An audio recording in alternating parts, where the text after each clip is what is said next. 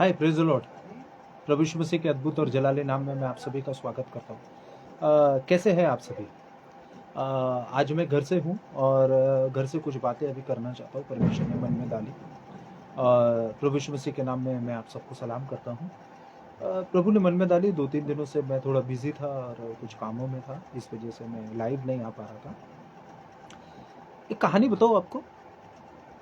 एक बार ना एक प्रार्थना करने वाला व्यक्ति चर्च जा रहा था और उसने देखा कि एक घर के पास में बहुत सारे शैतान के दूत जो है, शैतान के जो दुष्ट दूत हैं, उस घर के ऊपर अटैक्स कर रहे हैं। और उससे कुछ थोड़ी सी दूर में ही चर्च था। और वो जब व्यक्ति वहां से गुजर रहा था, चर्च जा रहा था, उसने देखा यार इस घर में बहुत सारे अटैक्स हो रहे हैं। तो उसने जाके वहां के दुष्ट दूतों से पूछा, वाह यार आप लोग ये घर में अटैक क्यों कर रहे हैं? तो दूत ने कहा कि इस घर में परमेश्वर का प्रिय व्यक्ति, परमेश्वर का प्रार्थना करने वाला व्यक्ति, परमेश्वर का भय मानने वाला व्यक्ति, परमेश्वर के वचनों पर चलने वाला व्यक्ति रहता है, इसलिए हम इस पे अटैक्स कर रहे हैं। अरे यार बोले, इस पे अटैक करके क्या मिलेगा? ये तो अकेला है।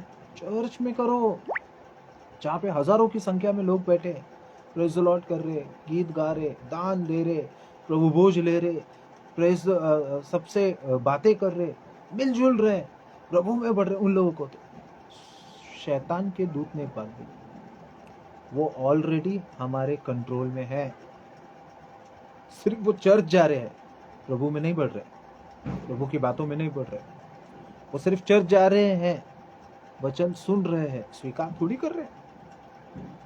और ये जो व्यक्ति है, ये अपने घर में, अपने आप के अंदर, अपने आसपास की परिस्थितियों में एक चर्च का निर्माण कर रहा है। मैं आज आपसे एक बात बोलूं, थोड़ी कड़वी है, एक्सेप्ट कीजिए। आज चर्च की परिस्थितियां कैसी है? चर्च किसे कहते हैं? और चर्च में मेरी भूमिका क्या है?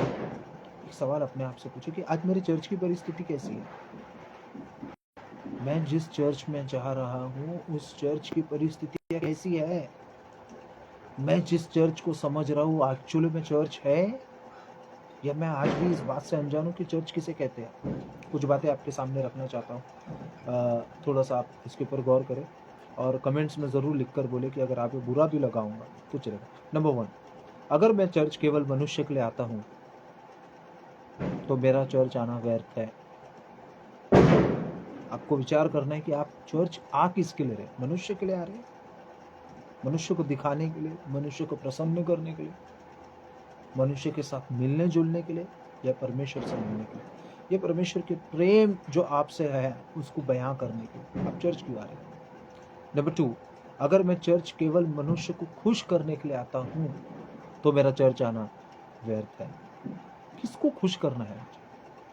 जिसने मुझे जीवन दिया, जिसने अपना इकलौता पुत्र दिया, जिसने मेरे और आपके बलिदानों को अपने ऊपर, पापों को अपने ऊपर लिया, बलिदान चढ़ा दिया अपने आप को, जिसने पवित्र आत्मा भेजा, जिसने वचन रखे, जिसने उद्धार दिया, जो वापस लेने वाला है, उसको मैं खुश कर रहा हूँ या मनुष्य को खुश करने चर्च आ रहा हूँ? मुझे ध्यान रखना है। नंबर 3, अगर मैं चर्च आता हूँ और चर्च में आके आराधना के समय जब गीत चल रहे होते हैं, प्रेजेंस चल रही होती है परमेश्वर का, तब मुझे ताली बजाने में शर्म आती है, तो मुझे मेरा चर्च आना व्यर्थ है।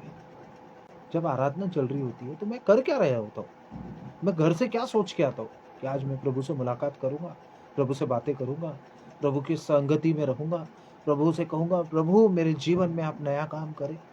अगर मैं चर्च आ रहा हूँ, आराधना के वक्त ताली नहीं बजा रहा हूँ, मुझे ताली बजाने में शर्म आ रही है, तो मेरा चर्च आना व्यर्थ है। नंबर 4, अगर मैं चर्च आकर आराधना के वक्त इधर उधर देखता हूँ, मोबाइल चेक करता हूँ, व्हाट्सएप पे मैसेज चेक करता हूँ, फोटो लाइक्स करता हूँ, शेयर करता हूँ, कमेंट करता हूँ, तो मेरा चर्च आना व्यर्थ है। तो चर्च आ क्यों रहा हूँ? मोबाइल चेक करने, इंटरनेट चेक करने, पोस्ट लाइक करने, पोस्ट शेयर करने, कमेंट करने, उस जोक को फॉरवर्ड करने जो मुझे हंसा रहा है। मैं चर्च क्यों आ रहा हूँ? नंबर 5, अगर मैं चर्च आके, बहुत ध्यान से सुनिए इस पॉइंट को, अगर मैं चर्च आके इसके जीवन की, उसके जीवन की, उसके जीवन की, उसके जीवन की बातें करता हूँ, तो मेरा चर्च आना व्यर्थ है। चर्च आके केवल दूसरों की बातें करने के लिए आ रहा हूं। उसने ये पहना, उसने ये कहा, उसने प्रेज़ द लॉर्ड में लिया, उसने प्रेज़ द लॉर्ड लेते वक्त मुंह मोड़ा, फलाना हुआ, चाय में शक्कर कम थी, आज उसने चाय ज्यादा बनाया, उसने ऐसा ही क्यों किया, उसने वैसा ही क्यों किया। इसलिए मैं चर्च आ रहा हूँ कि चर्च आके मैं परमेश्वर के वचन सुनने आ रहा हूँ, चर्च आके मैं उसके आराधना में लौलीन होने आ रहा हूँ, चर्च आके मैं परमेश्वर के साथ अपने टूटे हुए रिश्ते को मजबूत करने आ रहा हूँ, चर्च आके मैं पश्चाताप कर रहा हूँ, चर्च आके उस नए जीवन की ओर बढ़ रहा हूँ जो प्रभु मुझे दे रहा है। मुझे विचार करने की जरूरत है।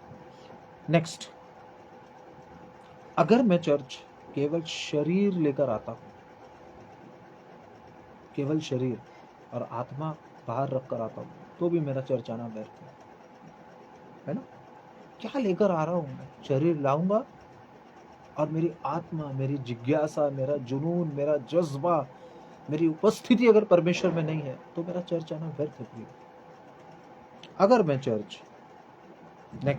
मैं चर्च आकर परमेश्वर के वचन को नहीं सुनता हूँ, वचन के वक्त इधर उधर ध्यान करता हूँ, वचन की तुलना करता हूँ, वचन इसलिए सुनता हूँ कि मैं जज कर सकूं, तो मेरा चर्च आना व्यर्थ है। मैं आ क्यों रहा हूँ चर्च?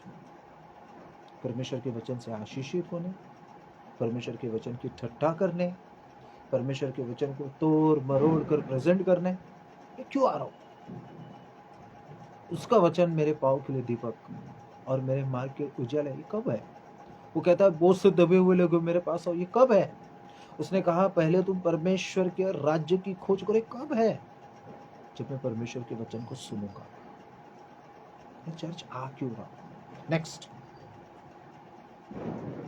अगर मैं चर्च आता हूं और घर वापस जाकर, संडे में चर्च आता हूँ और घर वापस जाके सोमवार, मंगलवार, बुधवार, गुरुवार, शुक्रवार, शनिवार वैसा ही जीवन जीता हूँ जो मेरा पुराना जीवन है, जो मेरा पुराना स्वभाव है, जो मेरी पुरानी आदतें हैं, तो मेरा चर्च आना व्यर्थ है। संडे उसने, परमेश्वर ने अपने इकलौते पुत्र को भेजा मेरे प्रियो कि मैं और आप उसमें नया जीवन।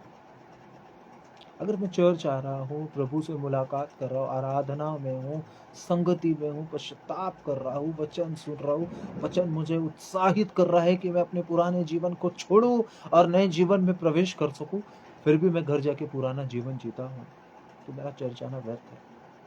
इमेजिनेशन कीजिए, मैं ऐसे आपको कितने फैमिली बताऊं जो घर से झगड़ा करके निकलते हैं और चर्च में आके आराधना करते हैं, प्रेज़ द लॉर्ड बोलते हैं, हालेलुया बोलते हैं, जोर जोर के ताली बजाते हैं, आंसुओं से भर जाते हैं और जाते जाते भी लड़ते हैं।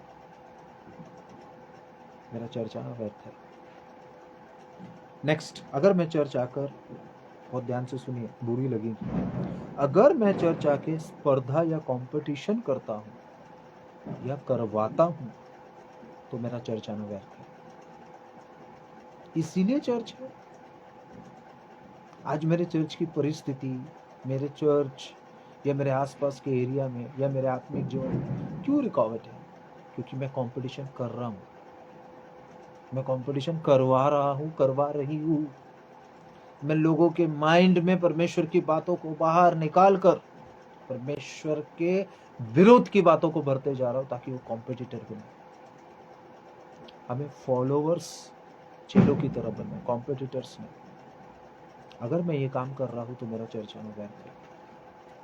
आगे कहता है वचन, अगर मैं चर्च आता हूँ और ऐसा स्वभाव है मेरा कि मैं लोगों की मन की बातें जानकर, लोगों के विश्वास को जीतकर दूसरों तक ये बातें करता हूँ, रूमर्स बनाता हूँ, बदनामी करता हूँ, टीका टिप्पणी करता हूँ, टोमणे मारता हूँ, मराठी मध्ये म्हणतात टोमणे मारणे, उनके विश्वास को खंडित करता हूँ, उनके विश्वास में उनको लज्जित करता हूँ, करती हूँ, तो मेरा चर्च आना व्यर्थ है। मैंने, किसी ने मुझ पर भरोसा किया, अपने मन की बात बताई, अपने परिवार की बात बताई, अपने पर्सनल लाइफ के बारे में बताया, वो मैं लोगों तक नहीं बताना है। मैंने लोगों को ये नहीं बताना है कि सामने वाले व्यक्ति ने, इसके जीवन में ये सब कुछ चल रहा है। अगर मैं चर्च आके ऐसे स्वभाव को रखता हूँ तो मेरा चर्च आना व्यर्थ है। आगे कहता है, ये बात बोल के मैं अपने शब्दों को समाप्त करूं, अगर मैं चर्च आता हूं और दूसरों को दुखी देखकर मुझे आनंद मिलता है, दूसरों का अपमान हो रहा होता है और मुझे सुकून मिलता है, दूसरे नीचे गिरते हैं, धीरे धीरे करके उठते हैं और मुझे जलन होती है, मेरा चर्च आना व्यर्थ है। क्या है? ये यीशु का स्वभाव नहीं है, ये चर्च नहीं है, ये मनुष्य की बनाई हुई एक बिल्डिंग है जिसमें ऐसे लोग रहते हैं जो टीका करते, टिप्पणी करते, दूसरों को अपमानित करते हैं, जो गिर रहे होते हैं उनके बारे में कहते हैं, देखा परमेश्वर के साथ धोखा किया ना, इसीलिए ऐसा हुआ। और वही व्यक्ति गिरकर उठकर खड़ा होकर आशीषित होता है तो कहते हैं ढोंग कर रहा है। कैसे चर्च में, कैसे कलीसिया में, हम कैसे लोगों के बीच में हैं। आइए मेरे प्रिय ऐसे लोगों के लिए प्रार्थना करें। चर्च का सही अर्थ है अपने आप को वैसा बनाना कि इस दुनिया में सबसे बड़ा जो चर्च है वो मैं और आप है, और इस दुनिया का सबसे छोटा चर्च अगर कोई है तो वो भी मैं और आप है। अगर मेरा विश्वास छोटा है, मेरी प्रार्थनाएं छोटी है, मेरा अंगीकार छोटा है, मेरा समर्पण छोटा है, और आज जो बातें हमने सीखी अगर ये बातें हमारे अंदर है प्रियो तो हम बहुत छोटे लोग हैं। आज मैं आपको बताता हूँ, वो जो दुष्ट की सेना है वो चर्च में अटैक्स नहीं कर रही, क्योंकि ऑलरेडी चर्च जाने वाले लोग आज की लिखी हुई बातों में वैसे ही जीवन को जी रहे। क्या मेरा पड़ोसी मुझे और आपको देख के बोल सकता मैं विश्वासी हूँ? सिग्नल पे जब मैं और आप खड़े रहते हैं, चर्च आने के लिए निकलते हैं, कभी आपने विचार किया हम कितने सिग्नल तोड़ते हैं, पहुंचते हैं? जब हम एक शासन में रहकर, एक शहर में रह के उनके नियमों का पालन नहीं कर रहे, तो चर्च में रह के प्रभु के नियमों का पालन कैसे करेंगे? शनिवार को ही अपनी तैयारी करें, शनिवार को ही अपने कपड़े प्रेस करें, शनिवार को अपनी चप्पल, सैंडल, शूज प्रॉपर वे से उठा के रखें। आपको संडे कितने बजे उठना है उसके 1-1.5 घंटे पहले का अलार्म सेट करके रखें। प्रार्थना करके सोए और प्रभु से बोले पवित्र आत्मा से कि मुझे इस वक्त में उठाए। प्रभु आपको धक्का देकर उठाएंगे। मैं अपने एक्सपीरियंस से आपको बता रहा हूँ। मेरे प्रियो, बहुत दिनों के बाद आपसे मुलाकात हुई। आइए एक छोटी सी दुआ करें। खुदावन यीशु मसीह, एक बार फिर आपके नाम को धन्यवाद देते। चर्च किसे कहते हैं? मेरी चर्च में भूमिका क्या है? मैं किस कलीसिया में हूँ और किस कलीसिया का भाग बन रहा हूँ? मेरे रहते हुए मेरी कलीसिया का इन कामों को मेरे अंदर से तो नहीं दिख रहा। परमेश्वर पिता, मैं उन भाई और बहनों के लिए प्रार्थना करता हूँ जिनके पास ऐसा स्वभाव है, जिनका जीवन ऐसा है। परमेश्वर वो इस जीवन से बाहर आए, आप उनकी मदद करें।